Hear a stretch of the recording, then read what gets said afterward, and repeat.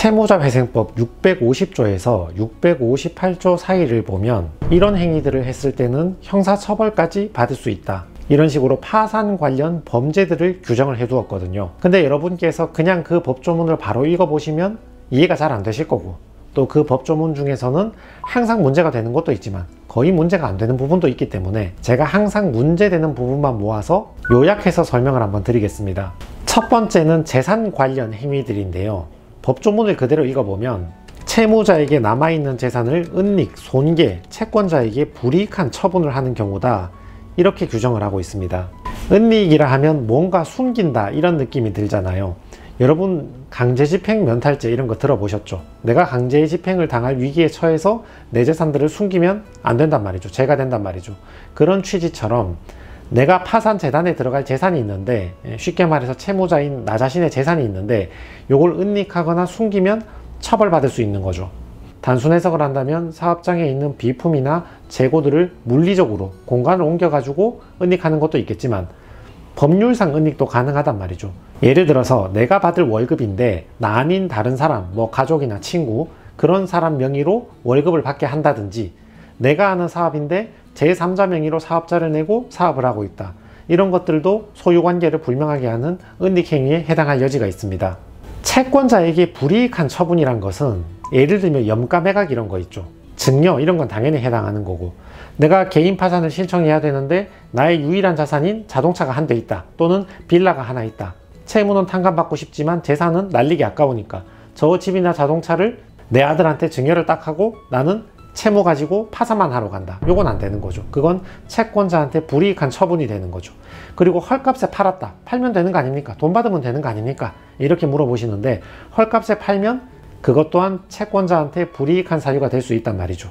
다만 채권자한테 불이익하게 염가로 팔거나 증여하면 파산 범죄까지 갈 수 있단 말이고, 적정한 가격에 팔았다 하더라도, 범죄까지는 성립하지 않는다 하더라도 그렇게 팔고 받은 대금을 다른 식으로 은닉하거나 부정하게 사용하면 그거는 그거대로 별도의 범죄 행위를 성립하거나 또는 범죄가 되지 않는다 하더라도 부인권 대상이나 면책 불허가의 대상이 될 수 있는 거겠죠. 두 번째는 허위 부담을 증가시키는 일인데, 법조문을 읽어보면 파산재단의 부담을 허위로 증가시킨 행위라고 규정되어 있습니다. 부담을 증가시킨다. 예를 들어서 내가 집이 있는데 파산을 앞두고 갑자기 막 저당권을 설정해 주는 거야. 저당권자는 우선권이 있잖아요. 집의 저당권, 돌려받을 보증금의 질권, 이런 것들을 파산을 앞두고 마구잡이로 설정해줘서 이런 식으로 부담을 늘리는 것도 파산 관련 범죄에 해당할 가능성이 있고, 특히 이거 많죠. 내가 가지고 있는 집이 있는데 여기에다가 소액 임대차, 가짜 임차인 하나 만들어내는 거. 경매에서 이런 일 많이 있죠. 저 사람 가짜 임차인이다, 배당해주면 안 된다, 이렇게 소송하는 게 많이 있는데, 이 사람이 파산에 왔을 때 가짜 임차인을 만들어서 내가 가지고 있는 약간의 재산에서 저 가짜 임차인한테 먼저 소액 보증금을 돌려줄 수 있도록 이렇게 조치를 취하는 것도 허위의 부담을 만드는 것이니까 파산 관련 범죄 행위에 해당할 가능성이 있습니다. 세 번째는 카드 문제인데요. 신용거래로 상품을 구입하여 현저히 불이익한 조건에 처분하는 행위를 의미합니다.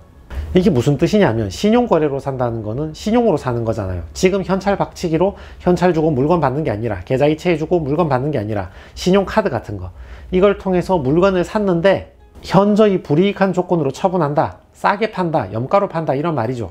신용카드로 아이패드 같은 거 사가지고 헐값에 팔아서 현금을 융통하고 확보를 하는 행위를 의미하는 거죠. 특히 주의하셔야 되는 게, 이게 자기가 마지막에 돈이 급하니까 대출이 안 나오잖아요. 마지막에 대출이 안 나오니까 의도적으로 카드로 물건 사가지고 아이폰, 아이패드 이런 게 되팔기 쉬우니까 그런 고가의 물건을 사서 되팔아서 현금을 만드는 행위도 의미하지만, 아무래도 되팔 때 되면 싸게 팔 수밖에 없겠죠. 정가 그대로 팔려고 하면 다들 공식 몰에서 구입하는 게 낫지 채무자한테 구입할 이유는 없으니까. 근데 이와 별도로 나는 분명히 대출을 받으려고 대출 사이트에 접속해서 대출 문의를 했는데, 대부업체가 제가 시키는 대로 이렇게 저렇게 하시면 대출을 받을 수 있습니다 해서 어떤 행동들을 시킨단 말이죠. 근데 그 행동 시키는 걸 따라해 보니까 어디 사이트 가서 카드로 결제해서 물건 받고 환불하는 식의 카드 깡이 되는 경우가 있단 말이죠. 의도적으로 하는 거야 문제가 될 수 있다, 이걸 지금 들으시고 이해하고 안 하면 그만이지만, 대출 받으려고 문의한 건데 저기서 시키는 대로 따라 하다 보니까 어느 순간 카드 깡이 되어 있는 경우도 있단 말입니다. 이런 것들을 주의를 좀 해주셔야 됩니다. 그럼 아이폰이나 아이패드 사가지고 할인 매각 안 하면 되지 않느냐? 정가에 팔거나 내가 쓰면 되지 않느냐, 뭐 또 이렇게 물어보시는 분이 있을 수 있는데, 그러면 적어도 이 조항에는 해당을 안 할 가능성도 있지만 그 자체가 마지막에 과소비, 사치 탕진, 채무 증가한 상태에서 지급이 불가능한 상태에서 무턱대고 신용 거래를 한 거니까 그 자체가 별도의 면책 불허가 사유가 되거나 부인권 소송의 대상이 될 수 있는 거죠. 그래서 안 하는 게 좋다. 네 번째는 편파 변제인데 의무 없는 방법으로 변제를 해준 경우입니다. 내가 저 채권자한테 돈을 빌린 거 맞아. 그래서 갚아줄 의무가 있긴 합니다. 그래서 저 사람한테 갚아줬지. 근데 다른 데는 안 갚아주고 저 사람만 갚아주는 걸 편파 변제라고 하잖아요. 요 편파 변제액이라면 개인회생에서는 청산가치에 반영되거나 기각이 될 수 있고, 개인 파산에서는 면책 불허가 되거나 부인권 소송이 되거나 아니면 환수금 처분의 대상이 되는 등 문제가 될 수 있단 말이죠. 근데 편파 변제하는 걸 넘어서 의무 없는 방법으로 적극적으로 한 거야. 예를 들면 저 채권자한테 변제기가 도래하지도 않았는데 개인 파산을 앞두고 먼저 미리 변제를 해버린다거나, 또는 저 채권자한테 나는 그냥 돈을 빌린 건데 대물 변제에 약정을 한 적이 없는데 우리 친형님한테 돈 빌렸는데 내가 못 갚게 생겼으니까 마지막 남아있는 내 자동차로 저분한테 변제하겠다, 이렇게 대물 변제를 갑자기 해버리면 편파 변제 앤드 의무 없는 방법, 비본지 행위에까지 해당하기 때문에 단순한 면책 불허가 사유를 넘어서 파산 관련 범죄로 고발을 당할 수도 있다. 이까지 명심을 해주시고요. 다섯 번째가 불성실 관련 행위들입니다. 구인 불응 행위나 설명 의무 위반이죠. 법원에서 파산을 진행하는 동안 채무자한테 묻고 싶은 게 많으니까 파산 관제인이 면담 요청할 때 많단 말이죠. 만나서 좀 얘기해보고 이것저것 물어보는 일도 많이 있고, 또 한편으로는 이런 자료 제출해달라, 저런 자료 제출해달라, 자료를 확인해보고 설명을 시키는데 오라 하는데 가지 않거나 또는 설명을 하지 않는 경우에, 적극적으로 허위 설명을 하는 경우에, 이런 경우도 파산 관련 범죄에 해당하여 고발을 받을 가능성이 있습니다. 여섯 번째는, 그러면 이런 행위들을 해서 위반을 하면 실무적으로는 어떻게 처벌되는가? 뭐 이론상, 법 규정상으로는 파산 관련 범죄에 해당하는데 실무로는 어떻게 되는가? 실무적으로 굳이 파산 관제인이 이걸 찾아가지고 고소 고발하는 경우는 매우 드뭅니다. 그렇게 많진 않아요. 아예 없다고는 말할 수 없지만 굉장히 드문 사례입니다. 행위 태양이 아주 크지 않으면 형사 처벌이 된다거나 징역까지 간다거나 이런 일은 거의 없습니다. 다만 채무자회생법 제564조 제1항 제1호를 보시면 방금의 행위들에 해당하면, 파산 관련 범죄들에 해당을 하면 면책 불허가 사유로 규정을 해두었거든요. 그러니까 누가 고소를 안 해도, 고발을 안 해도 처벌이 되는 경우가 거의 없긴 하지만, 그렇지만 그 행위에 해당한다는 이유만으로 아무도 고소 안 해도 내 파산 사건이 면책 불허가 되거나 또는 부인권 소송이 들어온다거나 과도한 환수금 처분을 받는다거나 이런 식으로 해서 내가 파산 면책을 못 받게 되는 경우가 생기는 거죠. 그러니까 만연히 관제인이 고소까지 가는 경우는 드물다더라, 많이 없다더라, 이걸 믿고 내가 마음대로 재산을 처분하고 은닉해도 되겠지라고 생각하면 운 좋게 파산 관제인이 형사 문제를 삼지 않는다고 하더라도 나의 파산 사건이 진행이 안 되는구나, 결국 원하는 목적을 이루기가 쉽지가 않겠구나, 이걸 주의를 하셔야 됩니다. 일곱 번째는 재량면책의 문제인데, 채무자회생법 제564조 제2항을 보시면 방금 말한 제1항의 면책 불허가 사유에 해당한다고 하더라도 파산에 이른 경위, 기타 사정을 고려해서 법원에서 재량으로 면책을 내려줄 수도 있다, 이런 취지입니다. 이론상은 원칙대로는 면책 불허가 사유인데 상황을 봐서 재량껏 면책을 해줄 수도 있다, 그런 말이죠. 예를 들어서 어떤 요소를 보냐 하면 불허가 행위의 경중을 따지거든요.